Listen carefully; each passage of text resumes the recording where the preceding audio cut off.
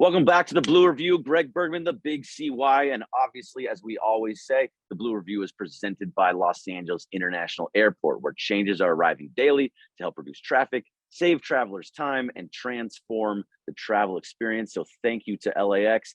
Clinton, that's four in a row, Big win buddy. yesterday. Big win yesterday. 13 runs, a baker's dozen, as we like to say. The Phils only got 4. Home runs were aplenty, but they were not the only thing on the menu, Gregory. What did you like about how the offense exploded last night?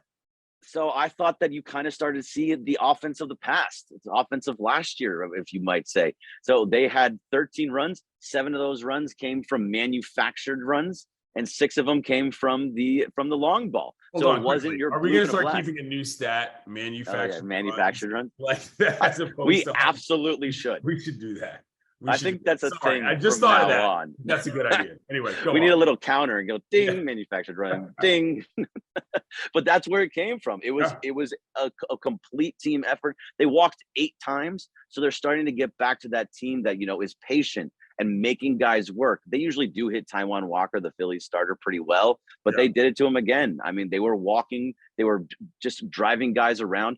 Another thing that I really love to see, Will Smith, what we talked about so much, had a blast, is getting back into the game. He was behind the dish. He makes this offense so different. You put him in there and you just know you're getting professional at bats, that he is going to hurt you. You have to pay attention to him.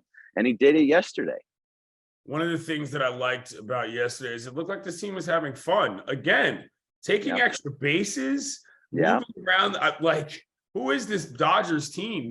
Like the home runs we've talked about have been something that you don't want to rely on. Yesterday might have been their best actual offensive performance of the season in terms of what they were trying to do related to what they wanted to do. However, we do have to get back to the pitching staff. Tony Gonsolin, pitch count up, outing, we'll see. What were your thoughts? So I thought it was pretty good, especially for only his second outing since he's come back. He did keep he kept the runs down, which is what he normally does. He did give up 3, but that's because Phil Bickford came in with bases loaded and just gave up a knock right away and said, bring him a couple around and give those right to Tony Gonsolin, because that's what Phil Bickford does. But Tony Gonsolin specifically, I thought he had a pretty good outing. He did throw too many pitches, got deep into counts too often, walked 2 guys, which is actually down from the last one, but they're starting to let him ramp up just a little bit from 65 pitches in the last outing to 80 pitches in this outing. He's starting to get back to where he needs to be. It's going to take a little bit of time. He wasn't going to come in there and be just perfect going forward. I would have liked to have seen him get out of the 5th inning, or at least finish the 5th inning, but that'll come with time. I actually am encouraged by that start from him. Encouraged by that. Encouraged. Yes, sir. Even with Mr. Stone lying in wait, you're encouraged by Tony Gonsolin's start. Yeah, Gavin Stone is available. I'm not sure when they're going to go to him, but I think it's either today or tomorrow that Dustin May is scheduled to start, and Gavin Stone may get that start instead. We'll see. Not sure. Fun fact, speaking of today is the day that I will be going to the ballpark as a fan for the first time this season. I'm very excited about this Star Wars night. I even bought tickets, Gregory. I purchased a seat so that I could get a very special Star Wars gift. I'm very excited about that. So how do I get that gift instead of you? Is that a possibility? Come to the ballpark. That's how. Again, show up at the yard and you can reap the benefits of being at the yard. I'm looking forward to it because Star Wars night has become this thing that everybody does now. And I mean, listen, there are many of my kind out there, as we like to say, and I'm pretty much looking forward to this.